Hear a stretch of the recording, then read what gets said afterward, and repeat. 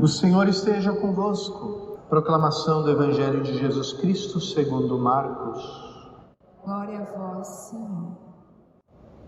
Naquele tempo, Jesus começou a falar aos sumos sacerdotes, mestres da lei e anciãos, usando parábolas. Um homem plantou uma vinha, cercou-a, fez um lagar e construiu uma torre de guarda. Depois, arrendou a vinha a alguns agricultores e viajou para longe.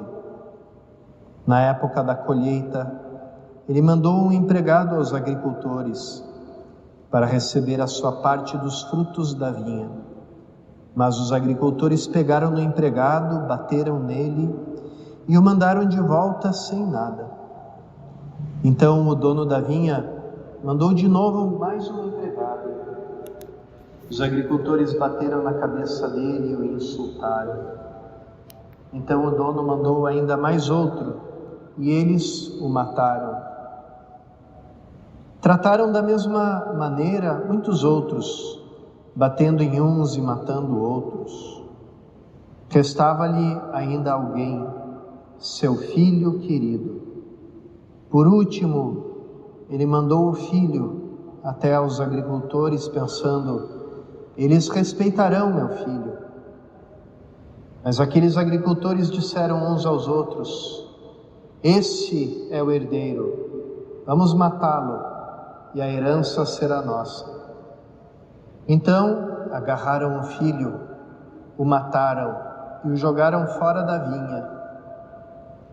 Que fará o dono da vinha?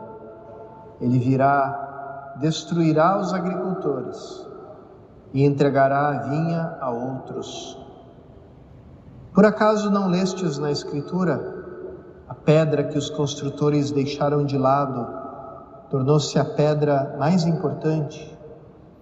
Isso foi feito pelo Senhor e é admirável aos nossos olhos.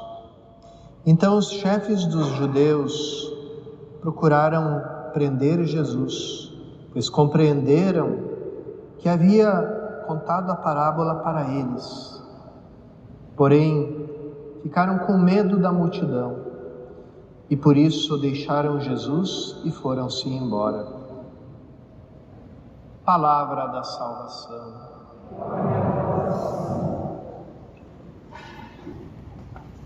Queridos irmãos e irmãs, esses dias eu estava aqui na nossa igreja matriz, comecei a contemplar o nosso altar novo, que foi inaugurado, e abençoado por Dom Dario. Alguns estranharam a forma do altar, assim enquadrado, outros acharam muito pequeno, outros não gostaram, porque com essas 12 toras de madeira, que significam os 12 apóstolos, acharam feio, uns disseram parece um caixote. Mas eu olhando esse altar, eu disse, aqui é um lugar muito próprio, muito digno para a Eucaristia, porque ele tem a madeira da cruz e a pedra do Calvário. Monte Calvário era um resquício do último monte de uma cadeia de montanhas, e eram as montanhas de Moriá. Numa dessas montanhas foi onde Abraão levou seu filho Isaac para oferecer ele em sacrifício a Deus. Deus tinha dito para Abraão, de uma forma muito misteriosa, que só é possível compreender à luz de Cristo. Diz para Abraão: toma o teu único filho, que você tanto ama, e leva ele até o monte de Moriá e oferece ele em sacrifício. E o filho Isaac sobe com Abraão até o monte. Ainda com esse detalhe, o filho vai carregando a lenha do altar do sacrifício nas suas costas, exatamente como Cristo ia fazer ao subir o Calvário.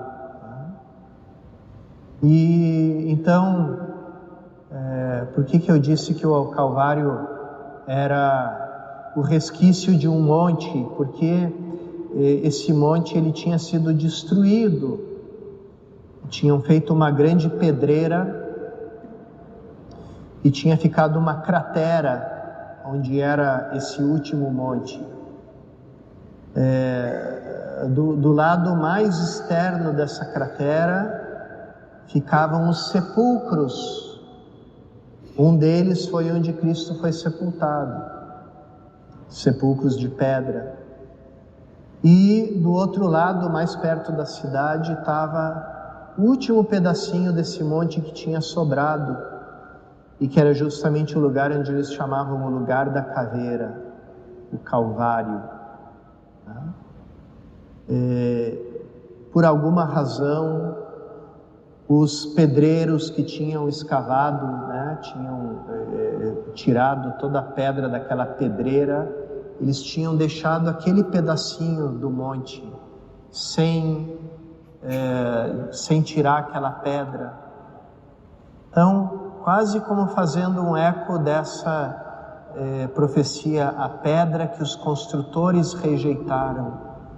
O Monte Calvário era justamente essa pedra que os construtores tinham rejeitado, que tinham dito: não, essa parte aqui não serve, essa parte da pedreira não serve, não vamos usar, vamos deixar ela aí.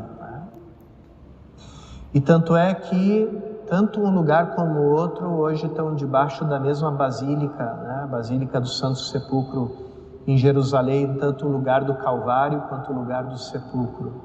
Então, Jesus lembra os seus contemporâneos essa parábola, e essa palavra da profecia: a pedra que os construtores deixaram de lado se tornou a pedra angular, a pedra mais importante do edifício. E realmente, se a gente pensar qual é o lugar mais importante aqui da nave da nossa igreja, é justamente esse altar, na sua simplicidade quase rústica, que nos lembra a crueza do Calvário, da cruz, do lenho da cruz no qual pendeu a salvação do mundo, como nós cantamos na Sexta-feira Santa. E sobre essa pedra de mármore puro, do altar, que nos lembra que Cristo é a pedra angular. Como diz a oração da igreja, Ele é o altar, o sacerdote e o cordeiro, ao mesmo tempo.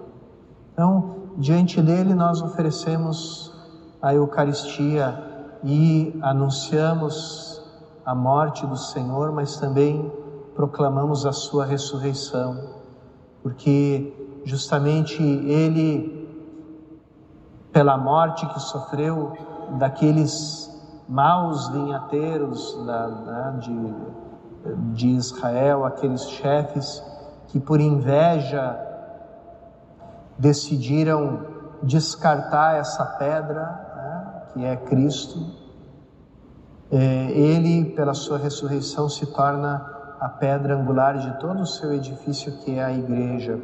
Hoje nós lembramos São Bonifácio, que tinha recebido, não se sabe se no batismo ou quando ele foi designado para ir para as terras germânicas, para evangelizar os pagãos daquela terra, tinha recebido o nome de Wolfgang, que é o nome que muitos alemães ainda usam. Wolfgang quer dizer enviado aos lobos, mandado em missão para junto dos lobos.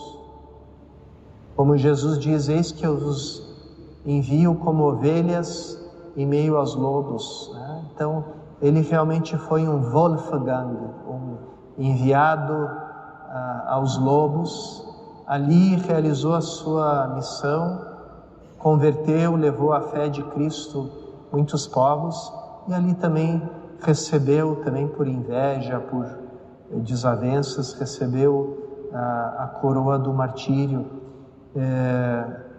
Cada vez que nós celebramos um mártir, nós proclamamos a vida de Cristo, que é mais forte que a morte.